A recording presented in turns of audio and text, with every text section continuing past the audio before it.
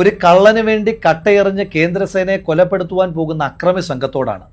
കള്ളൻ ഒരു പക്ഷേ സംഘപരിവാറുമായിട്ടുള്ള രഹസ്യബന്ധത്തിന്റെ പേരിൽ മുട്ടിലിഴഞ്ഞോ കുമ്പിട്ട് നിന്നോ ആ കേസിൽ നിന്ന് ഊരിപ്പോരുമായിരിക്കാം. പക്ഷേ കേന്ദ്രസേനയെ കട്ടയെറിഞ്ഞ് കൊലപ്പെടുത്തുവാൻ ശ്രമിച്ച കേസിൽ നിങ്ങൾ ഓരോ അക്രമി സംഘത്തിലെ അംഗങ്ങളും അഴിയെണ്ണുമെന്നുള്ള കാര്യം കട്ടായമാണ്. ഇന്ന് രാവിലെ വിജയന്റെ വീട്ടിലും വിജയന്റെ മകൾ വീണ വിജയന്റെ വീട്ടിലും വീണ വിജയന്റെ ഭർത്താവ് മുഹമ്മദ് റിയാസിന്റെ വീട്ടിലും അടക്കം റെയ്ഡ് നടക്കുന്നതിന്റെ പേരിൽ കാസർഗോഡ് മുതൽ തിരുവനന്തപുരം വരെ എത്ര വലിയ അക്രമ അഴിഞ്ഞാട്ട അരാജകത്വമാണ് CPM-ന്റെ അക്രമി സംഘം അഴിച്ചുവിട്ടുകൊണ്ടിരിക്കുന്നത്. സാധാരണഗതിയിൽ വിജയൻ പറയാറുണ്ട്, എനിക്ക് മടിയിൽ കനമില്ല, അതുകൊണ്ട് വഴിയിൽ ഭയമില്ല എന്ന്. വഴിയിൽ ഭയമില്ലാത്ത ആള് എന്തിനു വേണ്ടിയിട്ടാണ് ഇങ്ങനൊരു കൊട്ടേഷൻ സംഘത്തെ ഇറക്കി വിട്ട് അന്വേഷണ സംഘത്തെ ഭയപ്പെടുത്തി കേസിൽ നിന്ന് രക്ഷപ്പെടുവാൻ ശ്രമിക്കുന്നത്? ഇനിയും കേരളത്തിന് ഇതുവരെ ബോധ്യമായിട്ടില്ലാത്ത, ഈ നാട്ടിലെ അന്വേഷണ ഏജൻസിക്ക് ബോധ്യമായിട്ടില്ലാത്ത ഒരു ചോദ്യം ഇന്ന് വിജയന് വേണ്ടി ആക്രമിക്കാൻ റോഡിലേക്ക് ഇറങ്ങിയ അക്രമി സംഘത്തോട് ചോദിക്കുന്നു. നിങ്ങൾക്കെങ്കിലും പറഞ്ഞു തരാമോ, എന്തിനു വേണ്ടിയിട്ടാണ് വിജയന്റെ മകൾ വീണ വിജയന് കരിമണൽ കർത്തയെ പോലെ ഷെയ്ഡി ക്യാരക്ടറിലുള്ള ഒരു വ്യക്തി 1.72 കോടി രൂപ കൊടുത്തിരിക്കുന്നത്? എന്ത് സേവനം ചെയ്തതിന്റെ പേരിലാണ് വീണ വിജയന്, അന്നത്തെ മുഖ്യമന്ത്രിയുടെ മകൾക്ക്, കരിമണൽ കർത്ത മാസപ്പടി കൊടുക്കുന്നതെന്ന് നിങ്ങളെങ്കിലും പറഞ്ഞു തരാമോ? നിങ്ങൾ സമരവുമായി ഇറങ്ങുന്ന ചെറുപ്പക്കാരായിട്ടുള്ള CPM-ന്റെ അക്രമി സംഘത്തിലെ ആളുകളോട് എനിക്ക് സൂചിപ്പിക്കാനായിട്ടുള്ളത്, നിങ്ങൾ ജയിലിൽ കിടക്കും, നിങ്ങളുടെ അമ്മമാർ കണ്ണീര് കുടിക്കും മക്കളെ കുറിച്ചോർത്ത്. പക്ഷേ വിജയൻ അപ്പോഴും സ്വന്തം മക്കളെ വളരെ സേഫായിട്ട് പ്ലേസ് ചെയ്തിട്ടുണ്ട്. മൂത്ത മകനെ വിദേശത്ത് ഒരു കമ്പനിയിൽ വളരെ സുരക്ഷിതമായി വെച്ചിരിക്കുകയാണ്. ഇഷ്ടംപോലെ ശമ്പളവും അതിലേറെ കിമ്പളവും കിട്ടുന്നുണ്ട്. മകൾക്ക് മാസപ്പടി കിട്ടുന്നുണ്ട്. നിങ്ങൾക്കൊക്കെ ജയിലിൽ ഗോതമ്പുണ്ട ഇപ്പോൾ ഇല്ല, ചപ്പാത്തി മാത്രമേ കിട്ടുകയുള്ളൂ എന്നുള്ളൊരു ഓർമ്മ നിങ്ങൾക്കുണ്ടാകണം. വിഷമിക്കുന്നത് നിങ്ങളുടെ കുടുംബമായിരിക്കുമെന്നുള്ള ബോധം ഇങ്ങനെ കട്ടയേറിഞ്ഞ ആളെ കൊല്ലാനായിട്ട് ഇറങ്ങുമ്പോൾ ഉണ്ടാകണം. ഇന്ന് കണ്ട വളരെ ഭീതിജനകമായ ഒരു കാഴ്ചയുണ്ട്. റെയ്ഡ് നടത്തുന്നതിന്റെ പേരിൽ ED സംഘം വാടകയ്ക്ക് എടുത്തിട്ട് വന്നതാണെന്ന് തോന്നുന്നു. ഒരു ടാക്സി കാർ, ആ ടാക്സി കാറിന്റെ ചില്ലിലൊക്കെ കട്ടയെറിയുകയാണ്. ആ വണ്ടി ഓടിക്കുന്ന സാധു മനുഷ്യൻ, ഒരുപക്ഷെ അദ്ദേഹം ED ഉദ്യോഗസ്ഥനൊന്നും ആയിരിക്കില്ല, ഏതെങ്കിലും ടാക്സി ഡ്രൈവർ ആയിരിക്കും. അയാൾ ജീവഭയത്താൽ അലമുറയിടുന്നത് നമ്മൾ വളരെ വേദനയോട് കൂടിയിട്ടാണ് കണ്ടത്. കണ്ണൂരിലും തിരുവനന്തപുരത്തും കാസർഗോഡ് തൊട്ട് തിരുവനന്തപുരം വരെ എല്ലാ പ്രദേശത്തും ഇങ്ങനെ അക്രമം അഴിച്ചുവിട്ടാൽ വിജയൻ രക്ഷപ്പെടുമെന്ന് നിങ്ങൾ വിചാരിക്കുന്നുണ്ടോ?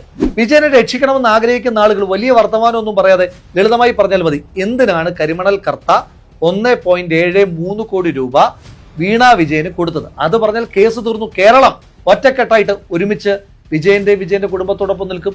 ഇതിനെ ഇക്വേറ്റ് ചെയ്യാൻ ഉടനെ രാഹുൽ ഗാന്ധിയുടെ കേസുമായിട്ട് വരികയാണ്. രാഹുൽ ഗാന്ധിയെ ED ചോദ്യം ചെയ്തിട്ടുണ്ട്, ശരിയാ. രോഗബാധിതയായ ശ്രീമതി സോണിയാഗാന്ധിയെ ചോദ്യം ചെയ്തിട്ടുണ്ട്, അതും ശരിയാ. പക്ഷെ അതൊന്നും കരിമണൽ കർത്തയുടെ കയ്യിൽ നിന്ന് മാസപ്പടി കൈക്കൂലി വാങ്ങിയ കേസിലല്ല അവരെ ആരെയും ചോദ്യം ചെയ്തത്. അത് കേന്ദ്ര സർക്കാരിന്റെ വേട്ടയാടലായിരുന്നു. പ്രതിപക്ഷത്തുള്ള എല്ലാ നേതാക്കന്മാരെയും വേട്ടയാടുമ്പോഴും വിജയന് വലിയ സംരക്ഷണമായിരുന്നു മോദിയുടെ നേതൃത്വത്തിലുള്ള കേന്ദ്ര സർക്കാർ എല്ലാ കാലത്തും കൊടുത്തു പോന്നിരുന്നത്. ഇന്ന് നടന്ന റെയ്ഡ് പോലും ബഹുമാനപ്പെട്ട ഹൈക്കോടതി ഇടപെടലിനെ തുടർന്നുള്ളതാണ്.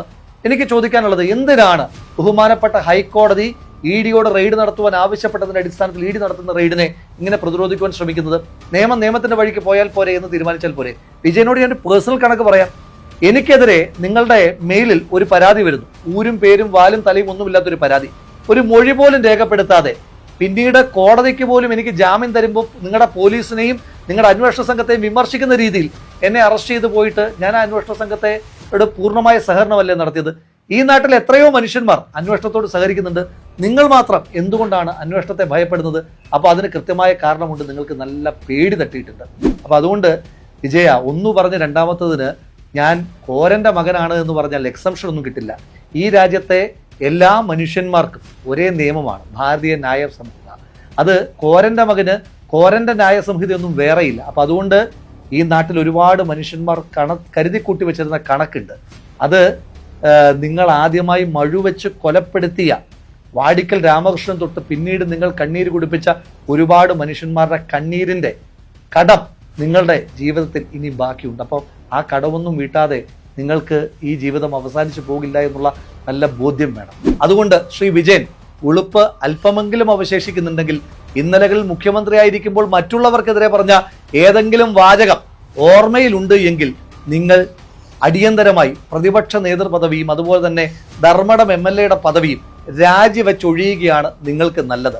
അതല്ല എങ്കിൽ നിങ്ങൾ ഇന്നലകളിൽ മറ്റുള്ളവർക്ക് നേരെ എറിഞ്ഞ ധാർമ്മികതയുടെ ആ വാക്കുകൾ സ്വയം കെട്ടിത്തൂങ്ങിച്ചാകും എന്നുള്ള കാര്യത്തിൽ ഒരു തർക്കവും വേണ്ട. ക്ലീഷയായ ഒരു ഡയലോഗ് ഓർമ്മപ്പെടുത്തുന്നു, നീ ചെയ്തതിനൊക്കെയും നിന്നോട് ഈ നാട് പകരം ചോദിക്കും. നിന്റെ പ്രവർത്തികൾ ഓരോന്നും നിന്റെ തലമേൽ പതിക്കുക തന്നെ ചെയ്യും. മറക്കണ്ട, ഒന്നും മറക്കാൻ ഈ നാട് ഉദ്ദേശിക്കുന്നു.